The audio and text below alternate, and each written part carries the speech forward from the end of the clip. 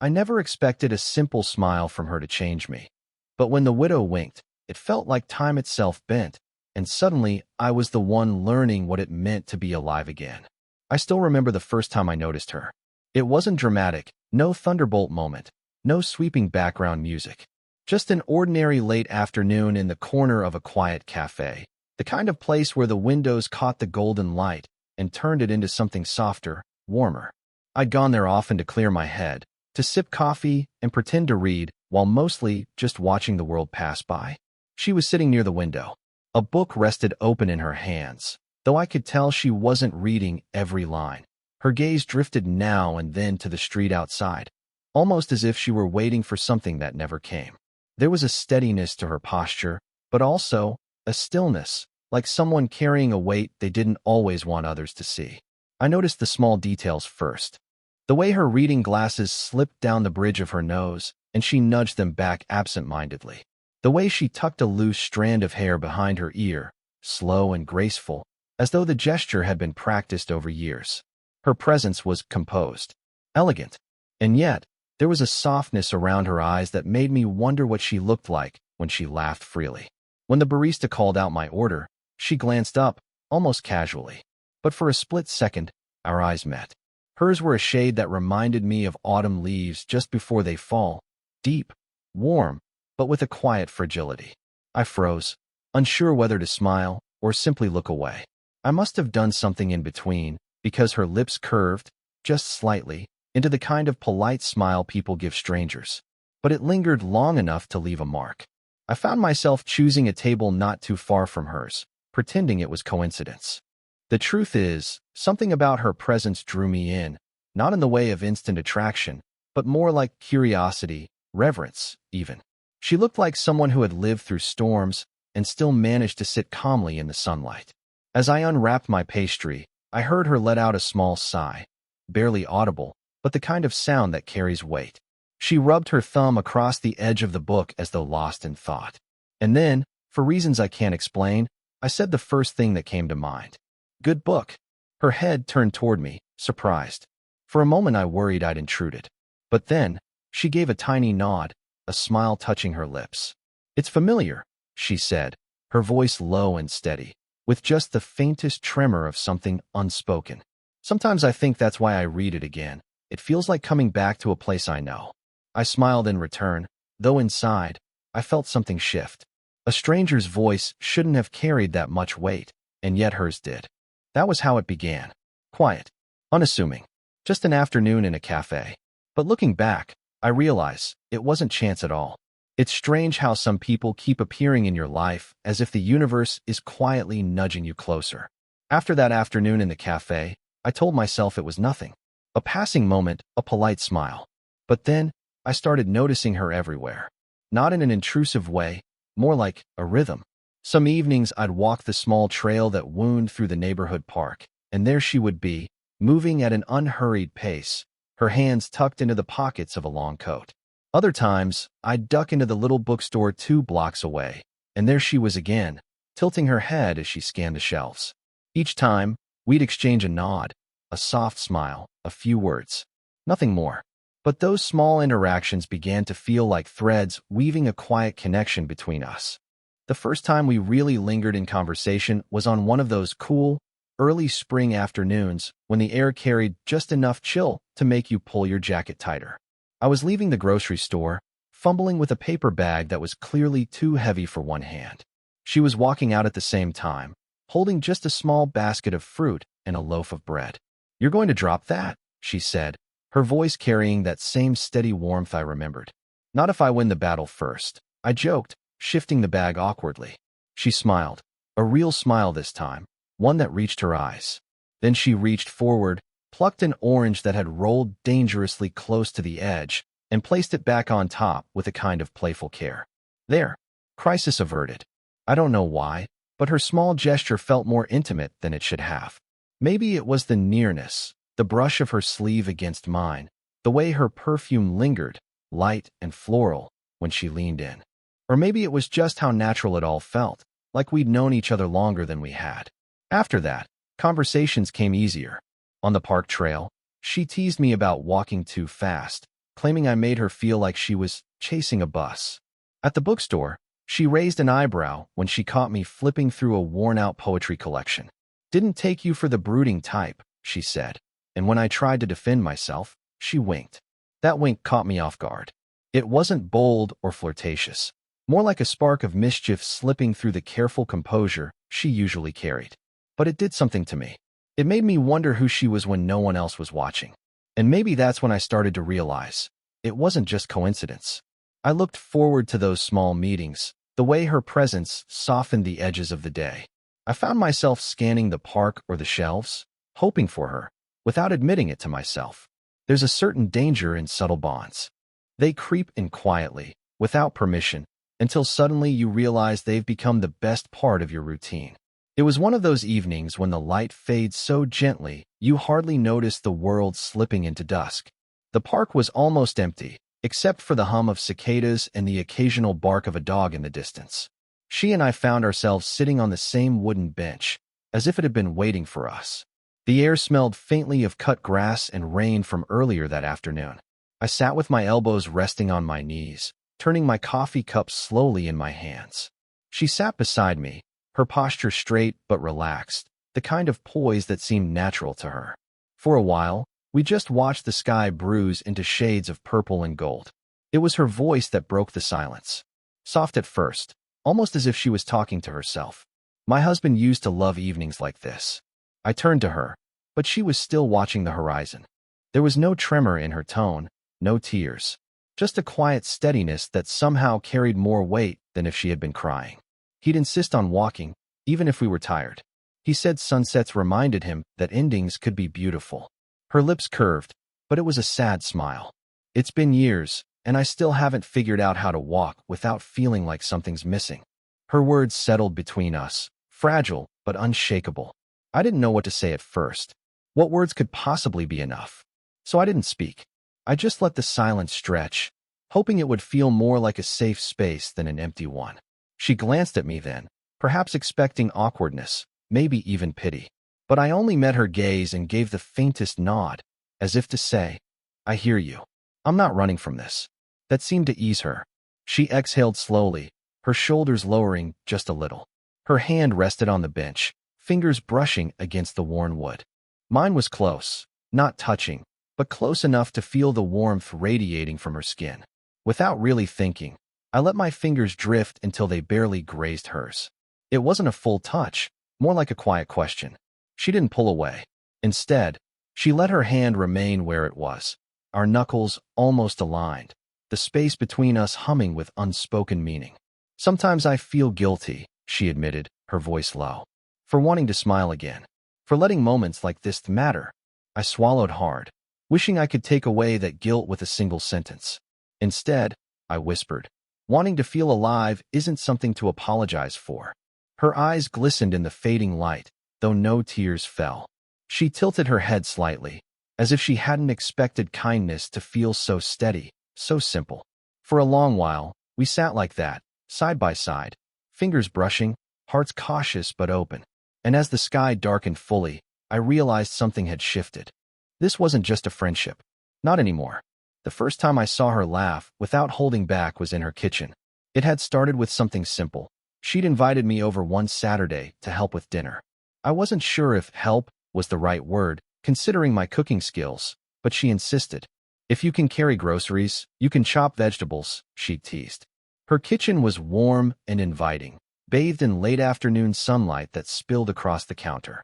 The windows were cracked open, letting in a faint breeze that stirred the curtains.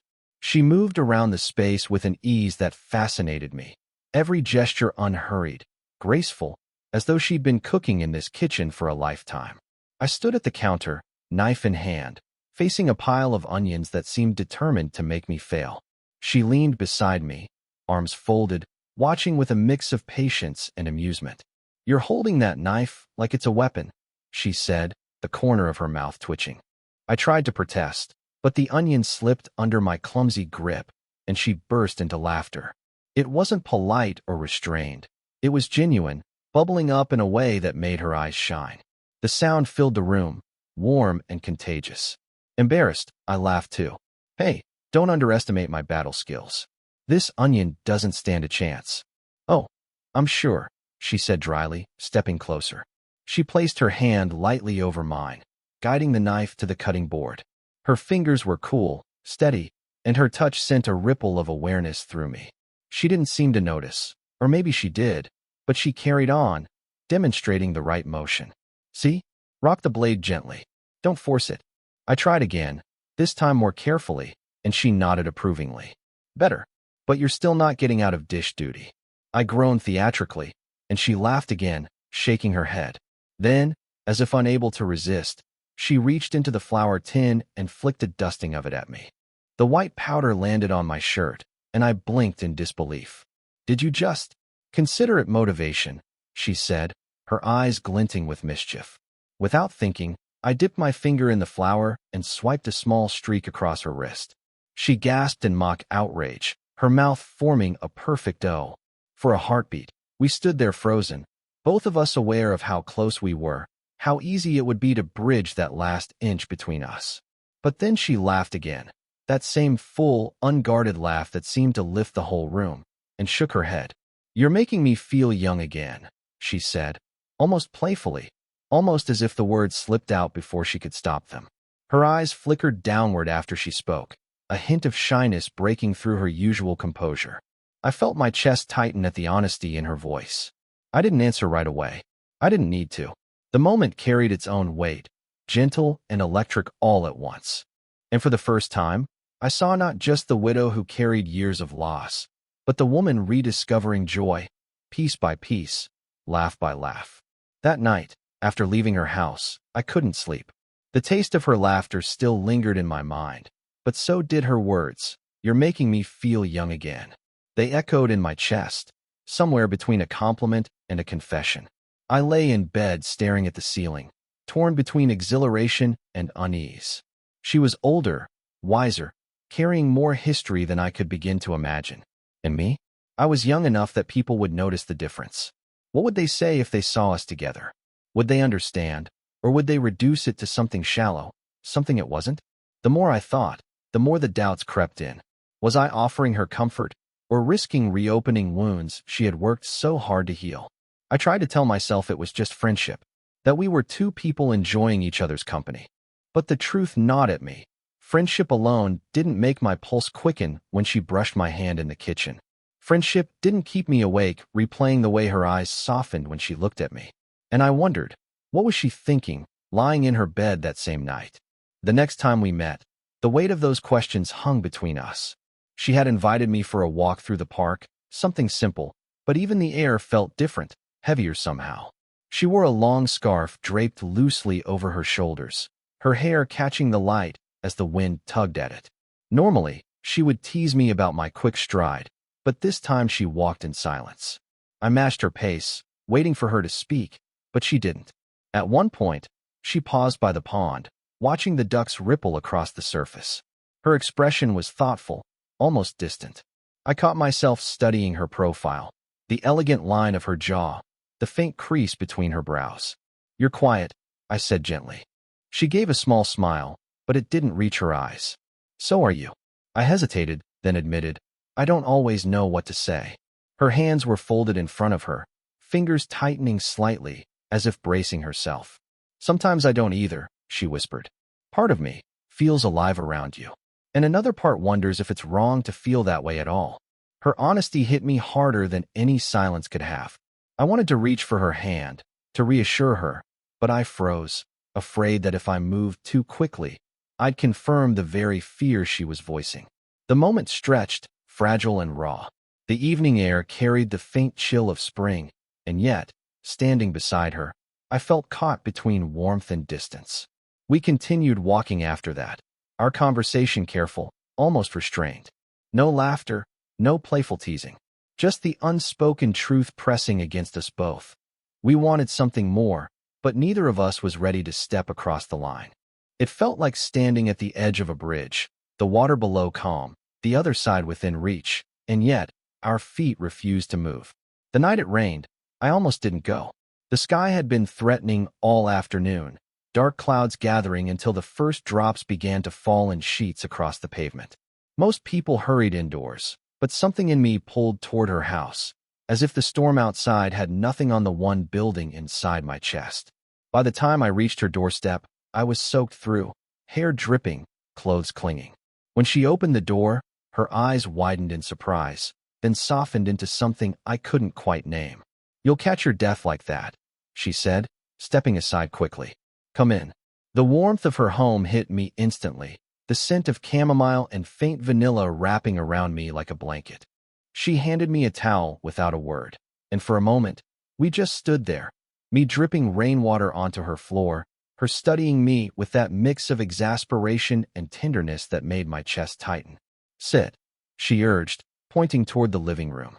She disappeared briefly and returned with 2 mugs of tea, steam curling into the dim light. I sat on the couch, towel draped around my shoulders, and she settled beside me, close enough that I could feel the warmth radiating from her. For a while, the rain filled the silence, a steady drumming against the windows, punctuated by the low rumble of thunder in the distance. She cradled her mug in both hands, eyes on the storm. "You remind me of him sometimes," she said quietly. "Not in the way you look or speak, more in the way you show up, even when it's inconvenient, even when it rains." I didn't know what to say. My throat tightened. I wanted to ask if that was a good thing or a bad thing, but before I could, she leaned just slightly into me. Her head found my shoulder, tentative at first, as though testing if I'd pull away. I didn't. Carefully, almost reverently, I slipped an arm around her. She let out a breath I hadn't realized she'd been holding, her body relaxing against mine. Her hair was damp from the mist outside, cool strands brushing my cheek. For a moment, the world felt impossibly still. The storm outside could have swallowed the night, but inside that living room, there was only the sound of her heartbeat, slow, steady, where her temple rested against my chest. "I forgot how safe this feels," she whispered, her voice breaking just slightly. I closed my eyes, holding her a little closer, afraid that if I loosened my grip even a fraction, the moment would slip away. We didn't kiss. We didn't need to. What passed between us was something quieter, something deeper, a choice made without words.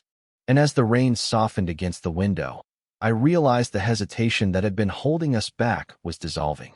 Not all at once, not in some grand declaration, but in the simple act of being here, in this storm, together. A few days after the storm, the world seemed to soften into autumn. The leaves had turned shades of amber and rust, the air crisp enough to see our breath as we walked. She had invited me for a stroll through the old neighborhood trail, the same one where we had first started noticing each other. Only this time, something between us had shifted. She wore a long coat, her scarf tucked neatly under her chin, and as we walked, she slipped her arm through mine. It was such a simple gesture, but the way her hand rested there, light yet certain, felt like the beginning of something quietly profound. The trees arched over us, their branches thinning, letting sunlight scatter across the path. Every so often, she'd point out small details, a cluster of berries, a squirrel darting across the leaves, her voice carrying that same steady warmth I had come to crave. But in between those small remarks, there were long stretches of silence, and even those felt full. At one point, we stopped by the bench near the pond, the same one where she had once told me about her husband. She looked at it for a long moment, then back at me, her expression unreadable. "I never thought I'd sit here again without feeling hollow," she admitted softly. I didn't say anything. Instead, I eased my hand over hers where it rested on my arm. She turned her palm slightly, letting our fingers lace together. The contact was gentle, deliberate, not accidental this time. "You don't erase the past," she continued, her thumb brushing lightly against my hand. "But you remind me it's possible to have a present, maybe even a future." Her voice trembled on that last word, and instinctively I squeezed her hand. My heart thudded in my chest, but I kept my tone steady. "We don't have to know what the future looks like yet. All that matters is we walk it together." For a moment, she studied me, her eyes glistening in the golden light. Then she gave me a smile, small, tender, but real, and she leaned just slightly closer, her shoulder pressing into mine as we began to walk again. I realized then that what we had wasn't about grand declarations or defying the world. It wasn't about proving anything to anyone. It was about these quiet moments, her hand in mine, her laughter in the kitchen, her presence beside me when the evenings grew long.